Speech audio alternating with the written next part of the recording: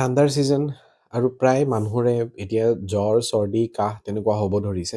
তো ইয়াত মই আপোনালোকৰ লগত এটা ৰেমেডি শ্বেয়াৰ কৰিছোঁ। আপোনালোকে এটা হিলিং কোড 611 নিজৰ ৰিষ্টত গ্ৰীণ কালাৰ পেন নাইবা ব্লু কালাৰ পেনেৰে লিখিব পাৰে।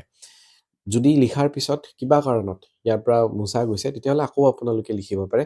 লগতে মোৰ ফেচবুক গ্ৰুপত ৰেকি হিলিং আছাম তাত আপোনালোকে এনাৰ্জি চাৰ্কেল আৰু হিলিং কোড আৰু কিছুমান পাব, মই তাত শ্বেয়াৰ কৰি দিছোঁ। ফেচবুক গ্ৰুপৰ লিংক ডেছক্ৰিপশ্যনত দিয়া আছে বা আপোনালোকে ফেচবুকত ৰেকি হিলিং আছাম চাৰ্চ কৰি ল'ব পাৰে, সেই গ্ৰুপটোত জইন কৰিব। তাত কিছুমান কোড শ্বেয়াৰ কৰা আছে। আৰু এই ভিডিঅ'টো যিমান পাৰে নিজৰ ফ্ৰেণ্ডছ এণ্ড ফেমিলি মেম্বাৰ্ছৰ লগত বাকী নাইবা যাৰ বহুত বেছি জ্বৰ, চৰ্দি, কাহ হৈ আছে ছিজনটো তেওঁলোকৰ লগত শ্বেয়াৰ কৰি দিব।